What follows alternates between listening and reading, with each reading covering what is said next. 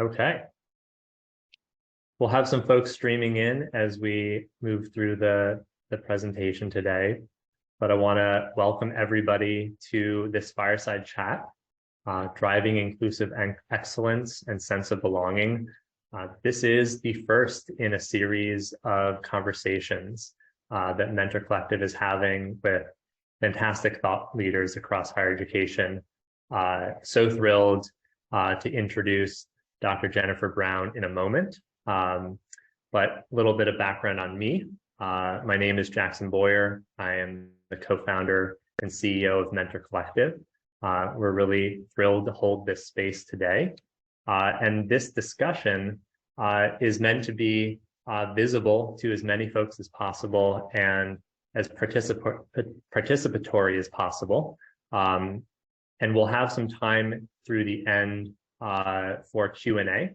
So as you're listening to Dr. Brown's perspective, please don't hesitate to use the Zoom feature to share your questions and comments. I will do my best to work that into the discussion and try to speak as little as possible after this kickoff. So thank you for joining. Looking forward to a really great discussion. As we're welcoming you all into this virtual home, wanted to share just a little bit about Mentor Collective and our background, though we won't be spending too much time on us today.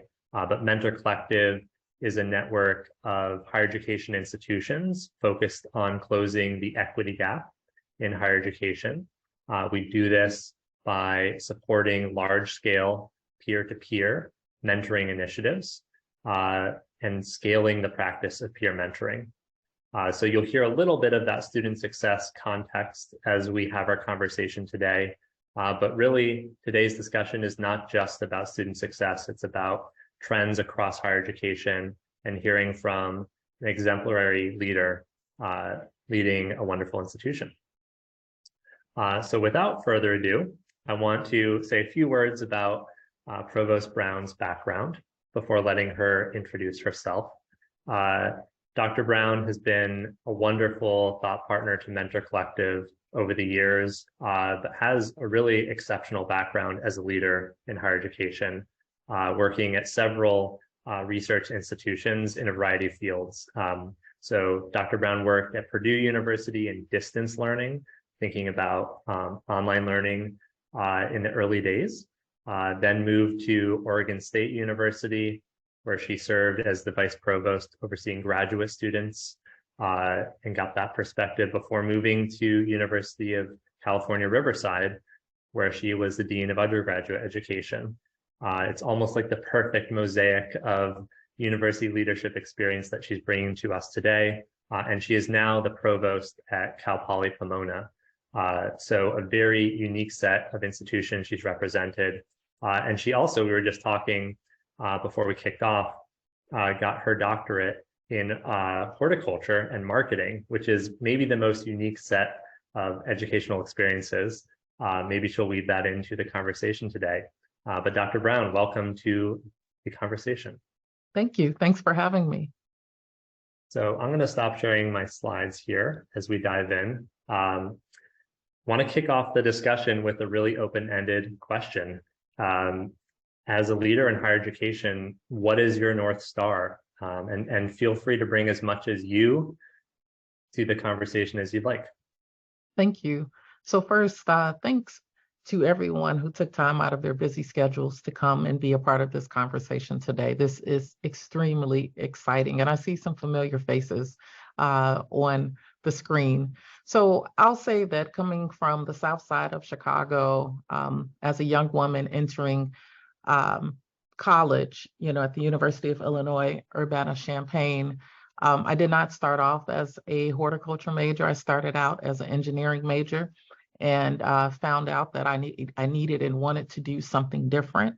I embraced the fact that I like to help people and I like to see change. And so thinking about the question with respect to North Star, When I think back to my experiences, both at Illinois and Michigan State, going from, a bachelor's degree, some of the troubles, trials, and tribulations, I actually left the university, had to come back. I think about, folks who are not at the table, their voices. I think about a person who can lead with integrity. So that's my North Star. I think about integrity.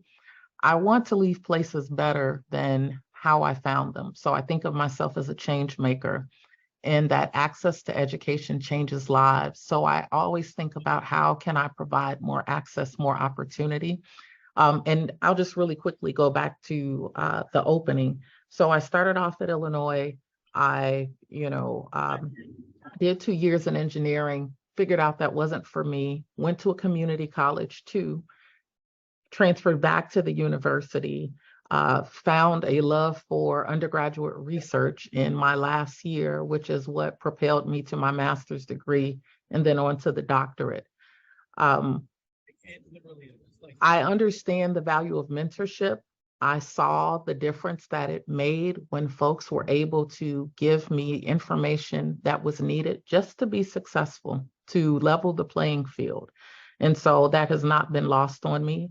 I also think about the times that people have judged me prematurely because I didn't have access to information. I didn't know something. And so I think about those things as well as I lead. And so when I went to Purdue first as going through the tenure track faculty and thinking about the number of senior faculty members, women, a combination thereof that reached out to me to show me that I belonged, that I could do it, that I was supposed to be there, I have taken that with me everywhere. I am supposed to also show others that they belong and that they can be like me or not like me. And here are some traits that are like me. I am quirky. I am different. I think differently. I embrace that other folks have thoughts that are different from my own. And so those are some of the core things. Let me just wrap up really quickly this question by saying, so I talked about that access to education and changing lives, respect for the team and those who work in the institution, that their voices matter. I'm not the only one who is smart. I make mistakes and I want to hear from other folks. I'm a representative of the campus voice, and that doesn't mean that I don't have a vision. I know how to make decisions. I know how to look at trends. I know how to lead, but I have to hear what the voice of the people think and want and incorporate that into my decision set. I'm also a person who leans into hard conversations. So I don't shy away from them, even though they're uncomfortable, they have to be done. So, I think that all of those things are a product of what I've either experienced or done to get to a place where I was a faculty member. And then there are other things that happened as well that we can talk about as we go through this process. Such a great way to start the conversation and ground us in sort of who you are and your principles that you live by. I wrote down, access to education changes lives. I think everybody on this call as practitioners of higher education would probably vigorously nod their head to that point. But I really love what you said about respecting difference and the unique perspectives around you at a pretty diverse set of institutions. And that, I think, marries into the next question, which is about this notion of inclusive excellence.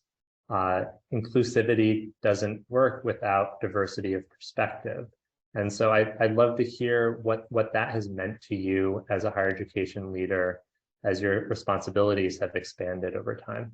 Thank you. So I think, from my perspective, inclusive excellence means modeling the behaviors and principles you want to see and expect from your campus community. Someone shared with me yesterday, and it was quite the compliment. They said, "You walk the walk."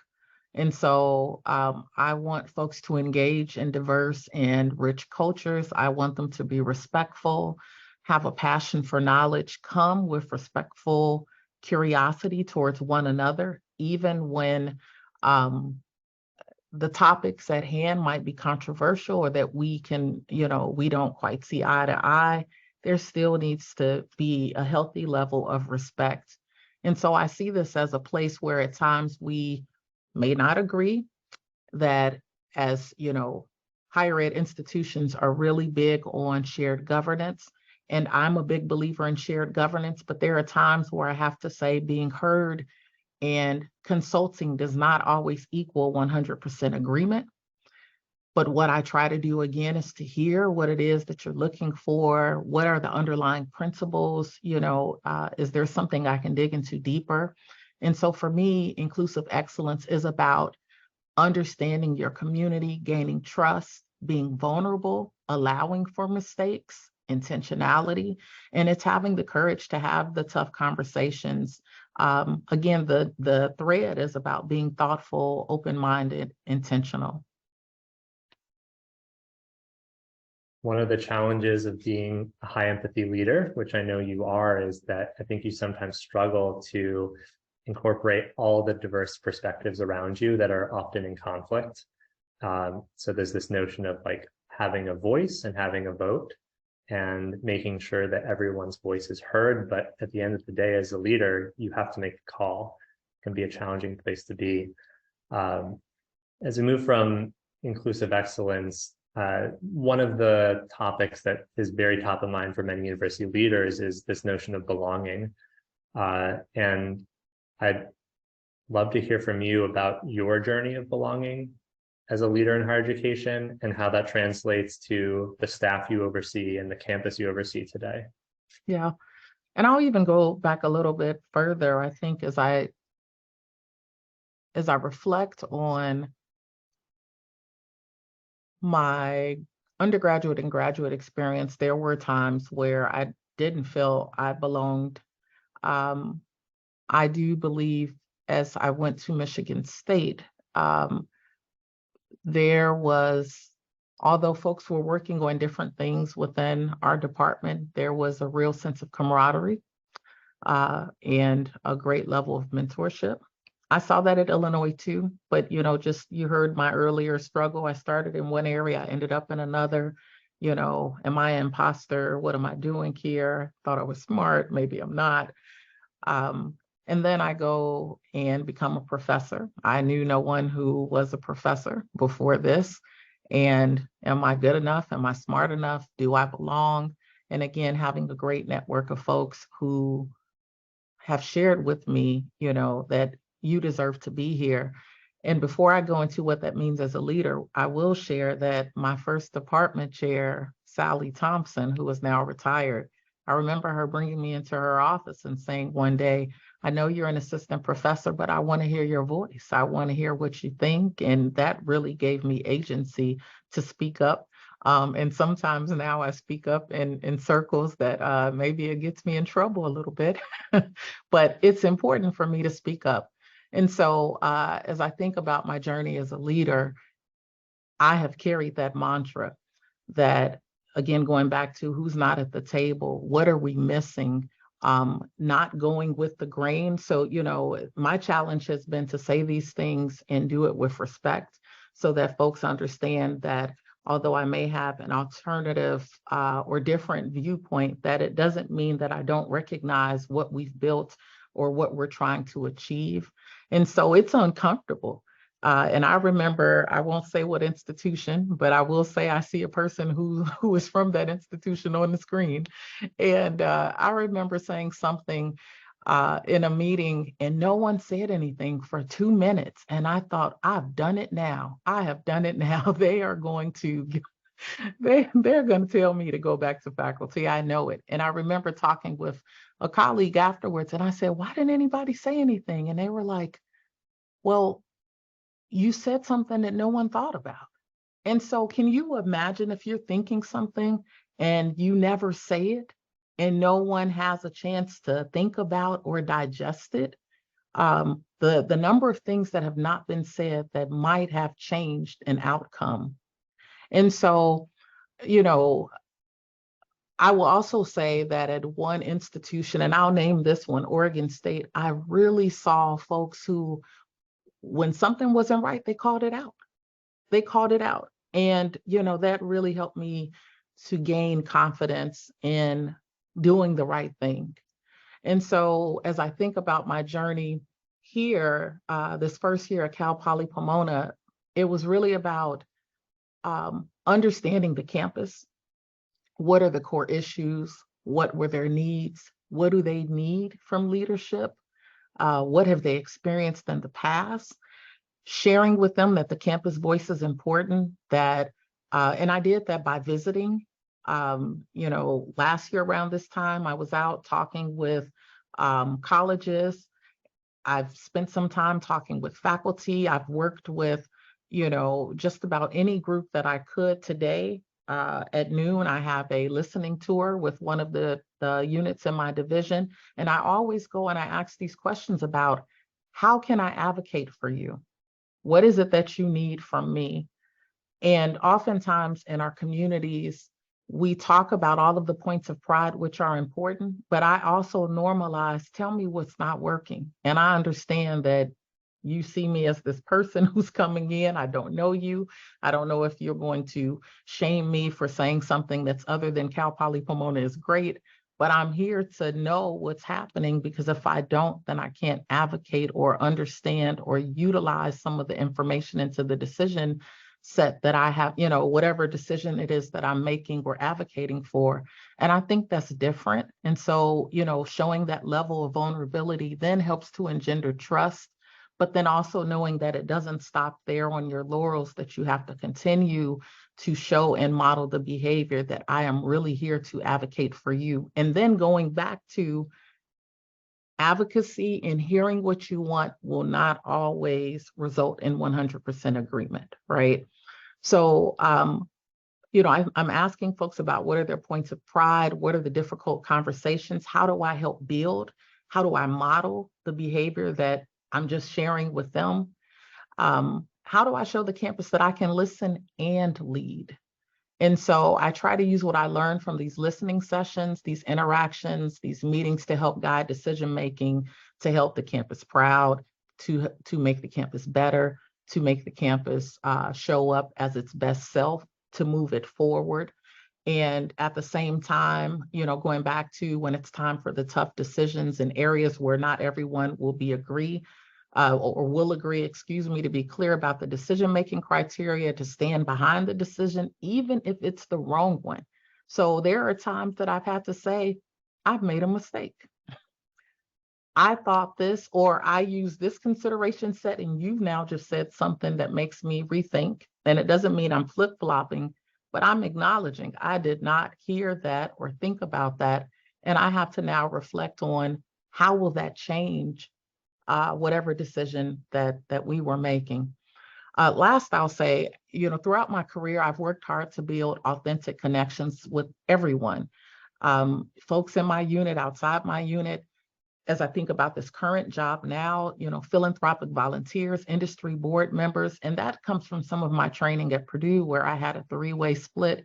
As a faculty member, I was, I did research, I did teaching, and I did extension. And so, some of the best relationships that I've had as an African-American woman, I've spent a night at somebody's farm, and some of my Chicago friends would probably say, where are you going and what are you doing? But, I've had the best relationships by just being able to connect with folks in different ways.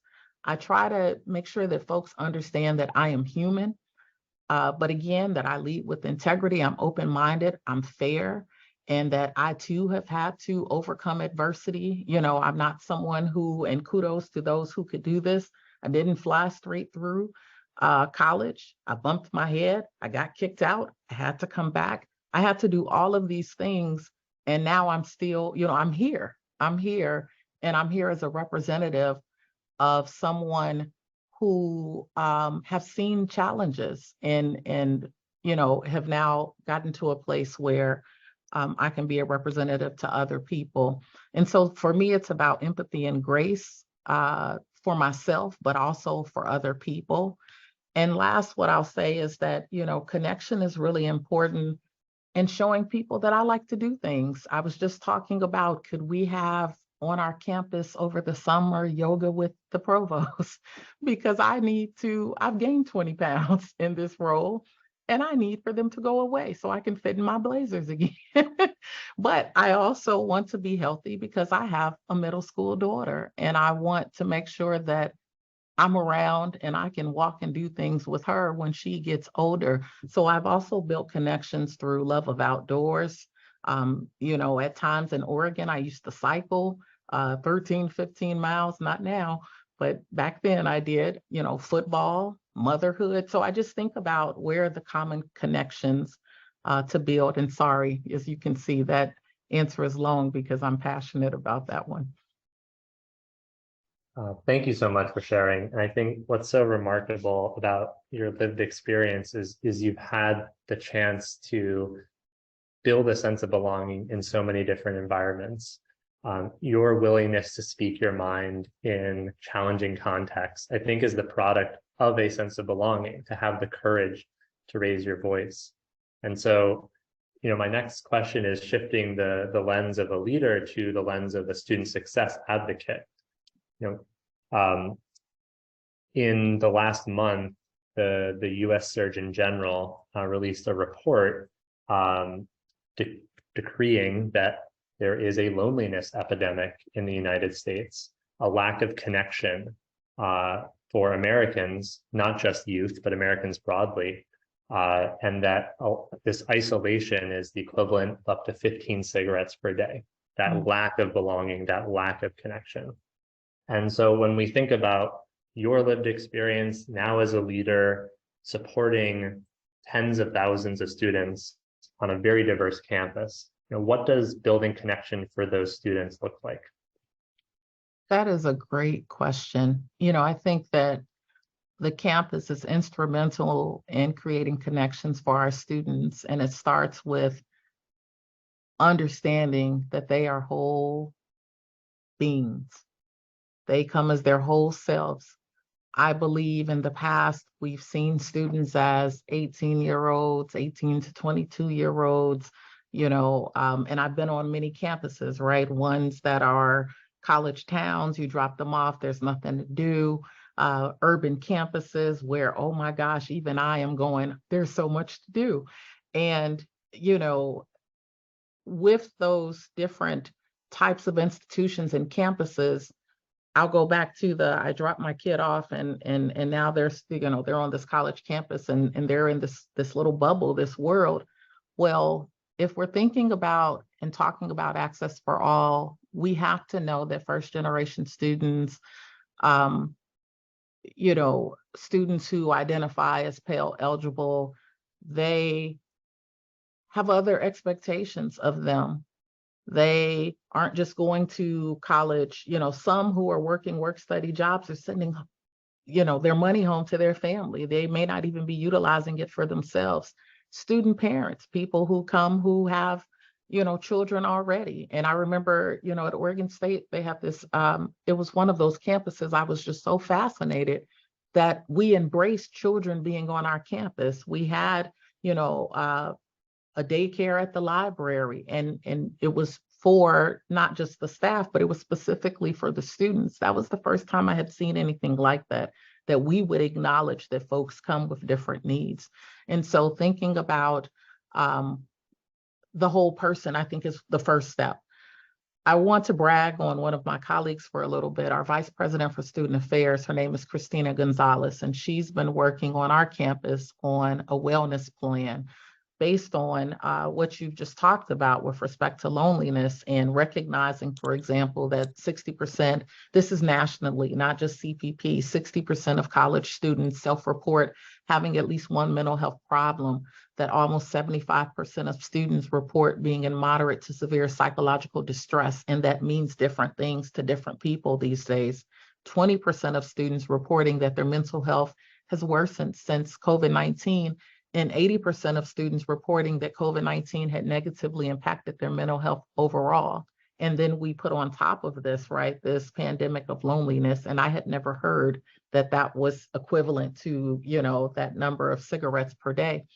Well, at CPP, right under basic needs, food security, we also see that loneliness, about 46%, is huge on our campus. And so thinking about, how do we incorporate mental health and well-being into not only our daily lives, but even in how we give grace. And I know that that's a tough, it's a tight balance, it's a tightrope, especially as we're trying to hold folks accountable in the classroom, right? So I think it's about building a sense of belonging for the students, helping build connections. What I love about Cal Poly Pomona is this polytechnic learn by doing. We are engaged.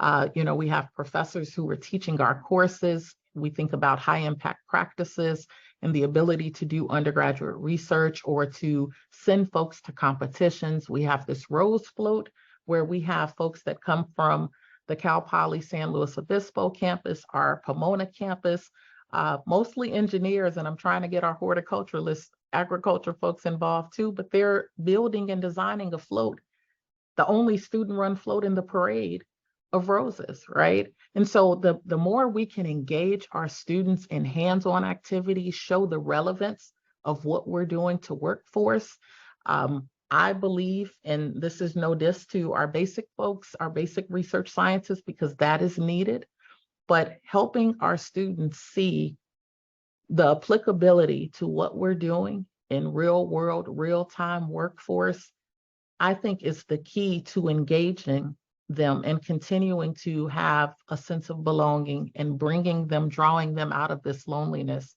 I also think this is where critical thinking is going to be important. And so the more that we can build our critical thinking skills, our teamwork, and again, engaging in real world practicality for me, it's not for everyone. I think that's some of the keys. Lastly, I want to share, going back to my colleague, Christina Gonzalez, she has looked at this framework and we're implementing on our campus this 8 dimensions of wellness, where we're looking at academic success, we're looking at basic needs, we're looking at career pathways, we're thinking about physical healthy behaviors, physical activity, nutrition, sleep, helping to eliminate substance abuse.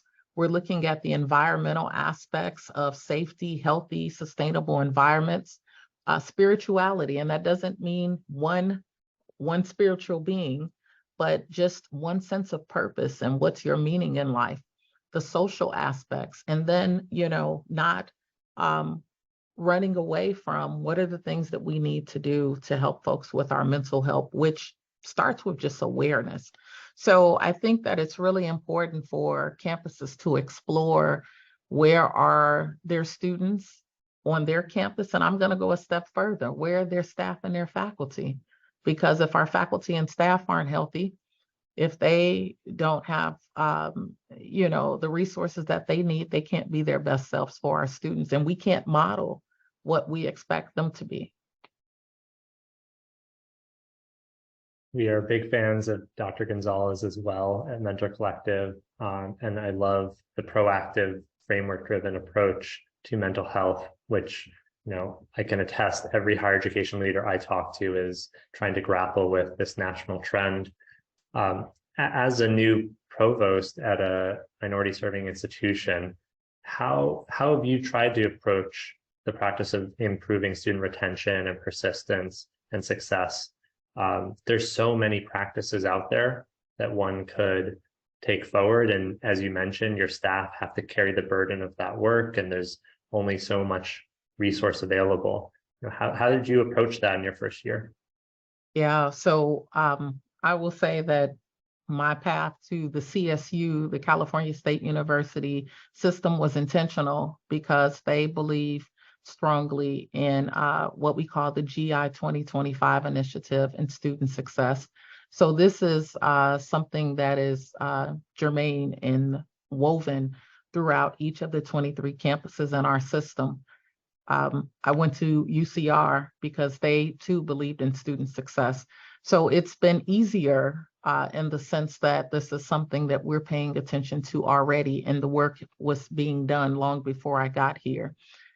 When I think about Cal Poly Pomona, a campus of 29,000 students, both undergraduate and graduate, right, in this system that is dedicated to student success, We believe in paying attention to our 4-year, 6-year graduation rates, in addition to decreasing equity gaps.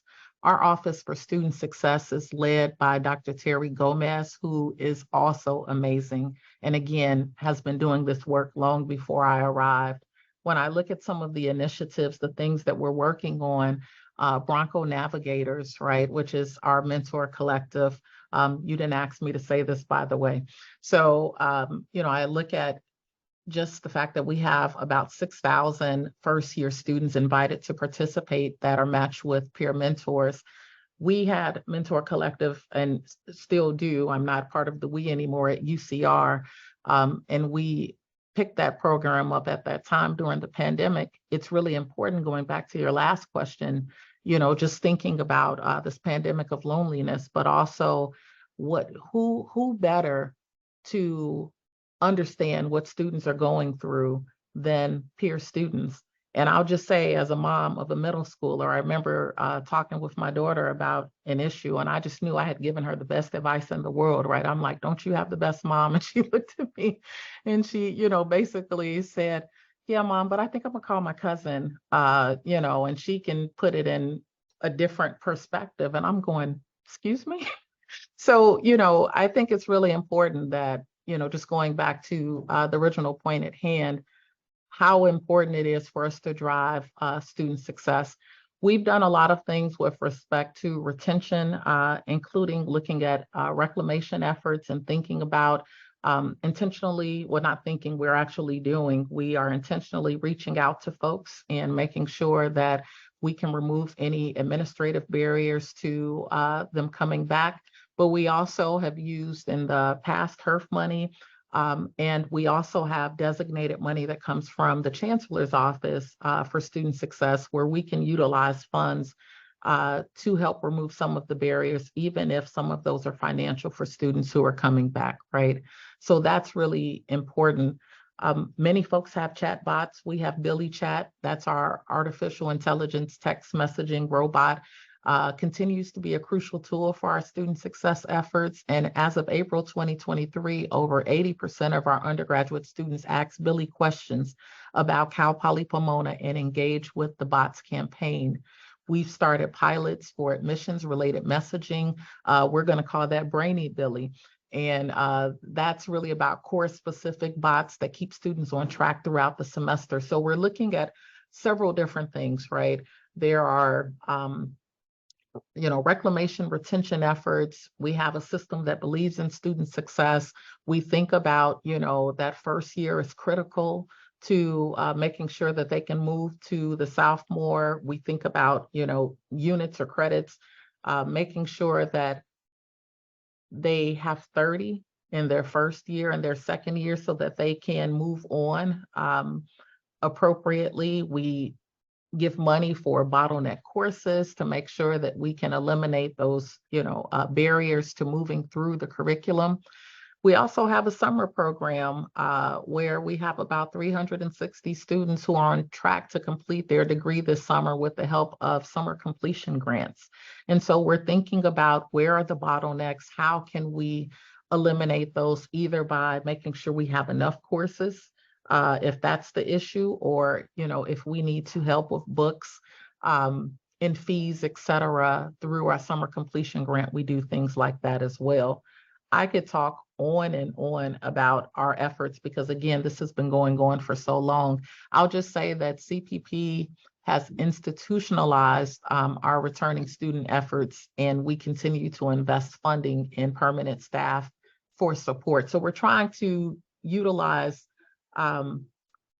as many angles and touch points as we can to wrap our arms around retention, making sure that people persist, and making sure that they have timely time to degree. Incredible amount of initiatives and success you've seen in recent years. We're thrilled to be a small part of it. Yeah. I want to zoom out for my last two questions and ask the big, forward-looking, tough questions of higher education leaders these days. And I'll start with something you mentioned already, which is the AI revolution. This is I think, scary to some and full of optimism and possibility to others. And I haven't had the chance to talk with many university leaders about what's going on behind closed doors. How are universities thinking about these new technologies that students are more and more familiar with? ChatGPT, writing essays for students, and the academic integrity questions. Is this a threat or an opportunity in higher education? And how have you and your staff been thinking about it? So is it a threat or an opportunity? Good question. So here's the thing. I believe that technology and change are inevitable, right? It's going to happen. And I think that, if we are working to our best potential, we are thinking about how to constantly innovate, and think through in strategic ways the value of our curriculum, the appropriateness of our curriculum. And so hopefully this is something that we're thinking about constantly, and not just because there's a new emerging need, with ChatGPT, et cetera. And so I think that it's important for us to make sure that we have resources appropriately for, I'm going to call whatever is your relevant name for Center for Teaching and Learning, and making sure that, we're constantly engaging our faculty, and probably as the provost, incentivizing, behaviors, and making sure that we can give proper credit and resources to make sure that folks engage. So, yes, we're paying attention to it. Yes, it is changing how we deliver curricula, how we engage. And I really think it depends on mindset, whether we're coming in with the deficit mindset, all students cheat, versus, let's figure out what the capabilities are. And maybe even if we're a little bit risque and innovative, we might even have a little bit of fun with it, right? How can we engage and help our students understand the limitations and the opportunities, right, that come along with this? So what I'll say is we shouldn't be afraid to embrace it. We should think about its best use and its place. And where I worry about it, if I'm just transparent and open, is about replacements of jobs. And, so what should we be teaching our students? What type of skills? And for me, it comes back to the critical thinking, teamwork, the relevancy, going back to, how do we tie real world application, workforce needs and trends. The more that we can engage folks in how to think, and how, and I think about the pandemic, it has certainly thrown this world for a loop. And I remember even when I interviewed, what I said for this job was, I was never given a playbook. So for me, the chaos of the pandemic, ChatGPT, AI, it is just another thing that is coming our way, and we need to evaluate what its impact will be. And we need to course correct, or we need to pivot, or we need to steer our ship intentionally in a way that we capitalize on the things that are great about it, and that we move past and help others understand what are the limitations. So that's how I'm thinking about it. Of course, we continue to read the higher ed articles and how it's being utilized in different spaces. But for me, it's the key is about continuing to teach our students and our learners about critical thinking and applicability to real world challenges.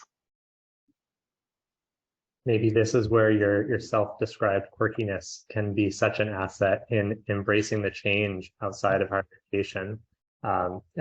This really does relate to my last question around sort of consumer confidence in higher education. As I'm sure you followed with your marketing degree, there are questions of new students as they think about what to do after high school, as they think about whether they come back to school to complete their degree. There are emerging alternative pathways, and the unemployment rate remains quite low in the current context. And so how do higher education leaders make the case for higher education? And how has that been a part of your vision at Cal Poly Pomona? Yeah, this is one of those questions where I'm like, oh, I'm gonna say something and I'm gonna be in trouble. Here's my thoughts. I think that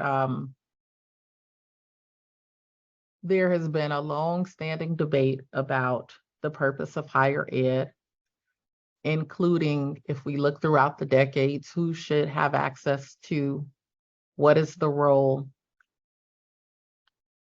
Just my viewpoint, just mine, is that we have to continue to understand that higher education is here for many reasons. And the one that I strongly identify with is helping, whether it is a regional, state, national, or global workforce. We need to not pretend that those two things are distinct, right? The value, and I remember when I was the vice provost and dean of the graduate school at Oregon State, I met this woman's mom. She was a student at the time, and she told her mom, hey, I want to go to graduate school.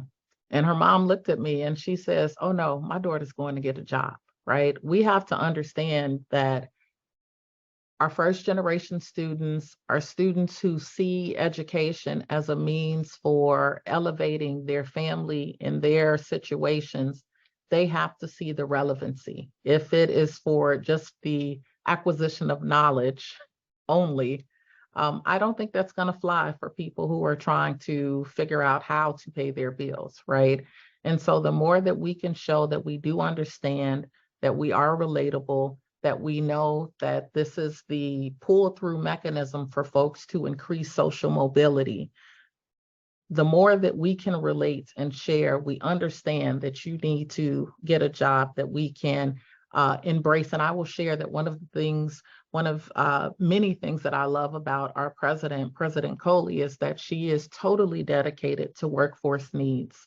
And so we are looking at integrating workforce and making sure that we can give micro internships and, just different layers and levels of experiences to students so that they are beyond workforce ready when they cross the graduation stage. I think another way we can remain relevant, and again, this goes back to my Purdue background, is, the model has been in the past, once we graduate them, great, and then can we have your money as an alum?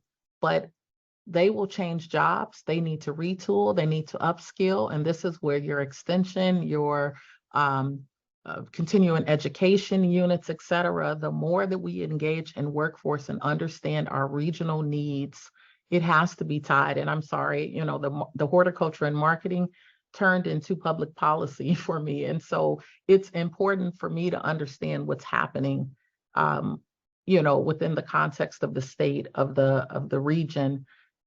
And those things have to be tied together. That's how we maintain relevance. Thank you so much for that perspective. And I love the focus on social mobility at CPP.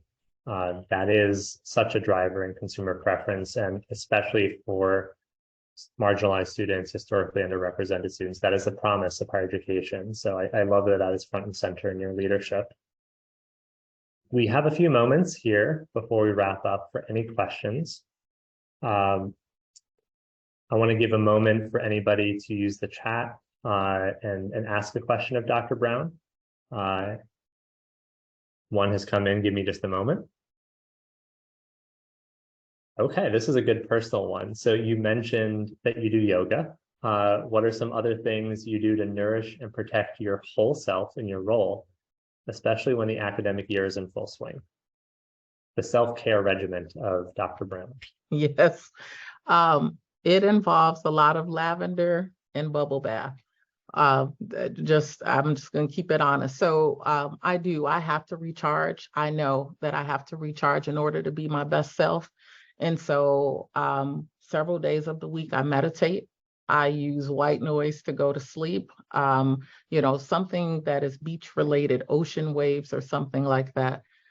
I'm reading at least 6 or 7 different books. Tell me, ask me how far do I get if you're reading 7 at the same time. But I try to do things that allow my mind to rest, so that whatever I'm pondering on can, it can, I don't know what it does, but it marinates, it does something. So a lot of what I do is I take a walk. I'm not a morning person, but I've been getting up earlier and earlier because I never know when my day will end. And so I need to start out. I do things that fill me up. Taking my daughter to school when she's in school is important to me, and I can't deviate from that. There are rare occurrences that I deviate. Commencement would be a rare occurrence. So it's those types of things. It's knowing what I love. Nature, going camping. We went to Utah. My daughter and I did a 48-hour turnaround trip where we went and ATV'd and went to canyons, and I realized how out of shape I was as we were climbing a hill of sand. But it's those types of things, driving, seeing, just driving across the country. Not that I have time, but just those are the things that fill me up. But on a weekly basis, I have to shut myself down, 2 or 3 hours before I know I need to retire for the night. And that's really, I have a wood candle and I have some bubble bath and I'm meditating. I'm doing all of those things so that I remain fresh and focused. Thank you for sharing that window. I think we're all trying to support ourselves in these times. There's one more question that came in earlier about your listening tour. I was just wondering if you could share a little bit more about how you approach that. Absolutely. Yeah, so the listening tour is just really going to visit different places and spaces intentionally. So I started with the colleges. In my first year as provost, I have the pleasure of building an extraordinary team. I've had 6 searches in 1 year for deans. And so it was important for me to go to those colleges, understand what was going on, how they think, what's important to them. And so I think we did maybe 3/4 or a half a day. And I started with the dean and their direct reports, depending on who that person, well, it didn't depend. I started with the dean and their direct reports. I talked with staff. I talked with department chairs. I was given a tour. I asked for a tour of facilities. Just, don't show me everything that's shiny and bright. Show me the things that you really want me to know about as well. So that, again, when I'm sitting on the 3rd floor of the Student Services building and we're having these conversations, I can bring in real world examples. So oftentimes it was a slight introduction. I did share what a provost does. Not a lot of people know what that is and why it even exists. And I just talk about why I'm asking to advocate for them. And then I just kind of sit back and, I might say a joke. Sometimes they land, sometimes they're corny. Or I might share something about myself that, allows folks to see that I'm a real person. And then I just continue to ask, what's on your mind? What are you thinking about? What keeps you up at night? What would you want someone who's making a primary decision to know? And that just, there's one person who raises their hand and then it just flows from there. That's so wonderful. One more question here that came through about student debt in the chat, the pressures on academia and how the academy is contributing or can help solve the problem. That's a great question. There's so many ways that higher ed institutions can help solve the problem. I can share one of the things that we did at UCR that I'm proud of is the provost at the time gave us a pot of money. I think it was about $600,000, and we used our summer program to do something similar to a work study. So the goal was to keep students on campus. If we knew that folks were first generation, probably needed to work, probably were working off campus, could we match them half and half? So if, you had a job that was 20 hours a week and you were going to pay, I don't know, $10 an hour, 12, I don't know what the going rate is. So maybe it's $15 an hour. But for simplicity of math, you know, the department kicked in 6 and then the provost office kicked in 6, but it will allow this person to have a series of experiences.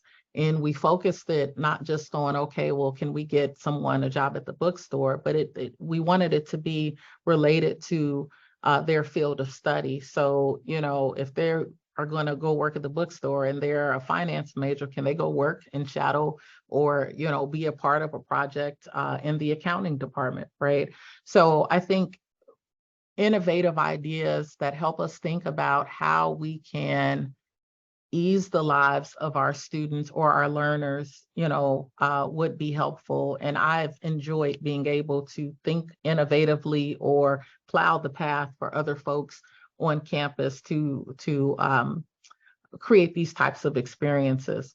So I think it's really important that we do think about student debt. I know that the CSU is intentional and thinks about, you know, tuition, its increases, and also, you know, the types of fees that we give our students.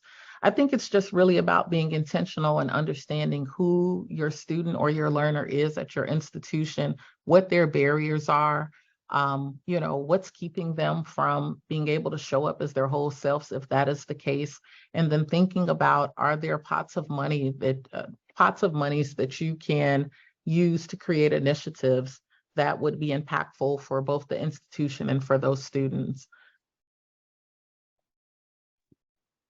Well, Dr. Brown, thank you so much for bringing your whole self to this conversation today. I know I and many others are leaving inspired.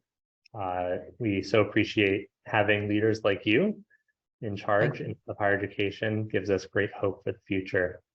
So thank you, everybody, for joining us today. We look forward to staying in touch in the days to come.